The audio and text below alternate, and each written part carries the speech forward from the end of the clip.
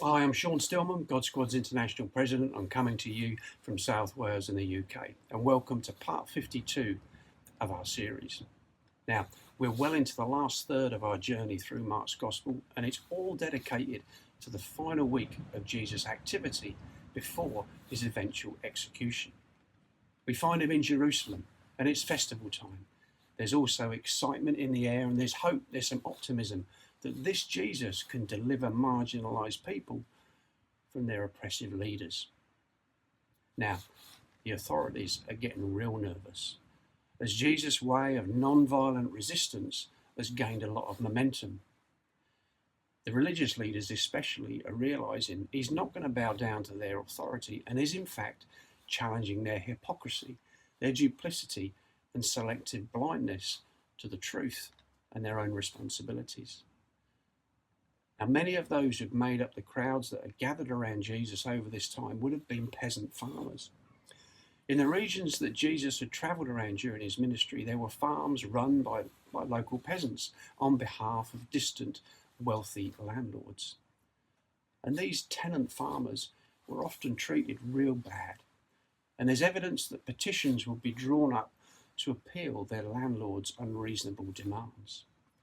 However, if the landowner died and there was no obvious heir to the estate, if they were sharp enough, these local farmers had the possibility of gaining the land for themselves.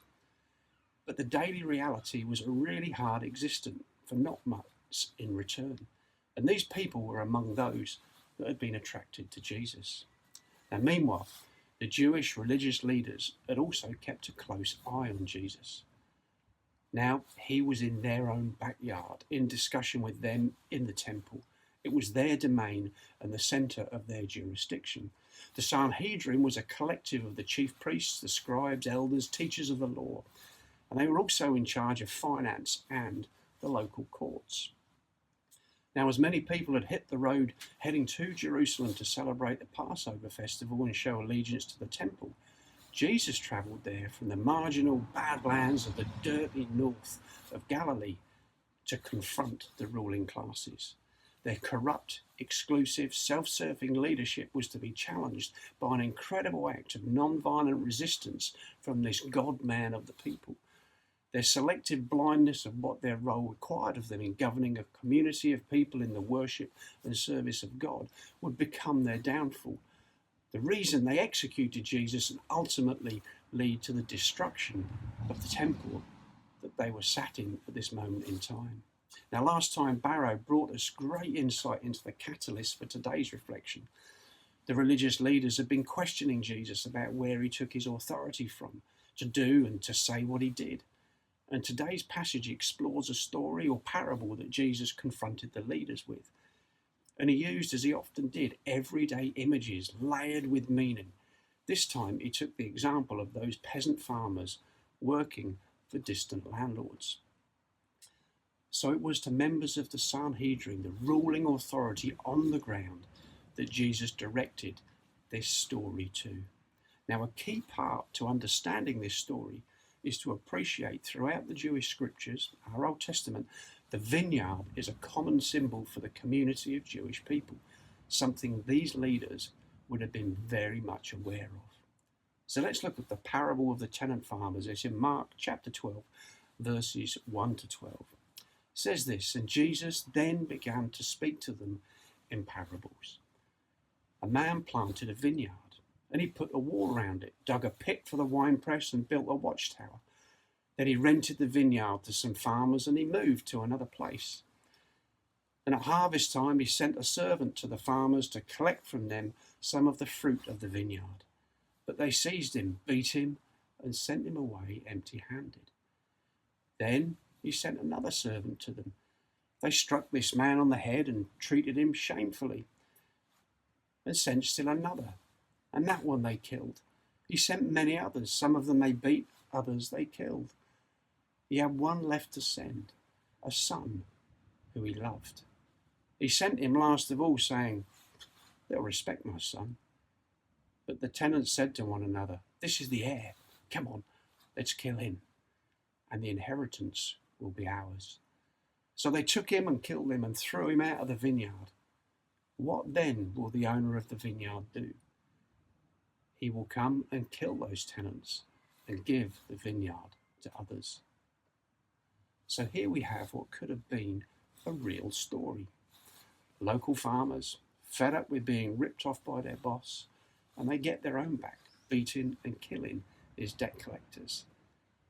Thinking their boss had died, they then kill his son, and they disrespect him by not giving him an honourable burial, and assume they can now legally possess the land, only to discover the landowner is still alive. But here's the twist in the story. Jesus had turned it upside down. As Jesus challenged the authority of the religious leaders, he inferred in his story they were actually the ones charged with looking after the vineyard God had given them to maintain. They were the tenant farmers, and it was God who was the vineyard owner. It wasn't the vineyard owner that was being neglectful in this scenario. It was leaders who assumed authority to look after the vineyard of God's community of people that were blind to the truth, but it was dawning on them. Down through the centuries, God has sent reminders via prophets who are often referred to as servants in their scriptures, with calls for the priests and rulers to be obedient and faithful to God. But their disobedience continued. The prophets were mocked and ignored and killed sometimes, and in these leaders' lifetime, they also saw the execution of another prophet, John the Baptist, that we read about right at the beginning of our series. And John the Baptist had spoken of the one greater than he that would follow. Indeed, it would be the beloved Son who would be next sent, Jesus. And just when the ruling authorities thought they had a tight hold on power, the landowner God comes knocking at the door, asking to see the fruit of their time as custodians of God's agenda among his people. And they'd also know, as well-educated scholars that they were, that some 8 centuries before, the prophet Isaiah had declared in something called a song of the vineyard that Jesus had mirrored in the parable that he had told them. In Isaiah 5, from verse 1, it says, "I will sing for the one I love a song about his vineyard. My loved one had a vineyard on a fertile hillside. He dug it up and he cleared it of stones, and he planted it with the choicest of vines. He built a watchtower in it, and he cut out a winepress as well." It all sounds very familiar, doesn't it? "Then he looked for a crop of good grapes, but it yielded only bad fruit." And then it continued further on in chapter 5 to say this in verse 7. What did he find? "The vineyard of the Lord Almighty is the nation of Israel, and the people of Judah are the vines he delighted in." And he looked for justice, but he saw bloodshed. Get that? He looked for justice, but he saw bloodshed. These two words, justice and bloodshed, in Hebrew sound very similar to each other. And he also looked for righteousness, but he heard cries of distress. He looked for righteousness, but heard cries of distress. Another two words that sound very similar in the original Hebrew language. The sun is now staring them in the face, weighing up the fruit of their leadership.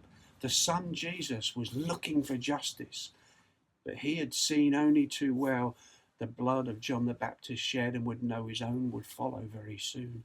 He was looking for righteous examples in the temple and community leadership, but lived among the reality of the distress of oppressed people everywhere he went. What are these leaders now going to do? Mark records Jesus continuing the challenge by quoting some scriptures they will have been very familiar with. Jesus used the language of a cornerstone or a capstone, which was often used as a metaphor for a leader or a ruler, like we might also say a kingpin today, perhaps. Mark chapter 12 continues, verses 10 to 12. "Haven't you read this passage of scripture?" And Jesus refers to Psalm 118. "The stone the builders rejected has become the cornerstone. The Lord has done this, and it's a marvelous thing in our eyes." Then the chief priests, the teachers of the law, and the elders looked for a way to arrest him. because they knew he had spoken the parable against them. But they were afraid of the crowd, so they left him and they went away. The power of social movements isn't anything new, is it? Now, this episode of the story concludes with the temple leadership panicking about the tide of revolt from an angry crowd that they were supposed to be serving and supporting by their godly leadership. But Jesus had nailed them. They had mismanaged their responsibilities. It was no longer about loving God with all their heart, their mind, or all their soul and all their strength. It had become something about power, about greed, exclusion, and corruption. And foolishly, as the real story unfolds, these same leaders set about killing this son, this beloved son Jesus, as in the parable. But it comes back to haunt them, as it also did in the parable. Not only would Jesus rise from death, but the temple would eventually be destroyed and they would lose their power. More crucially, the vineyard was no longer the exclusive domain for Jews, but the living community of God's people would be extended to everyone. The temple curtain would be torn in two at Jesus' death. The vineyard becomes wide open. So in conclusion, these are hugely powerful statements in this story that we can easily overlook. And I can't help but draw some parallels where the religious institution of the church needs to be held to account today. Sadly, the unhealthy, deeply unhealthy accumulation of wealth and abuses of power and trust that are rife within church history. But we must not forget the context that this Gospel of Mark was written into. It was to a fragile, doubting and diverse church community in Rome.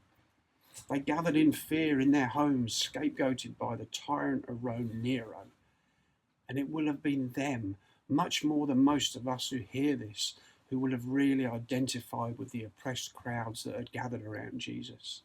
You see, in the West, we have trouble with identifying with the oppressed people in these gospel accounts because most of us live as beneficiaries of being part of powerful empires.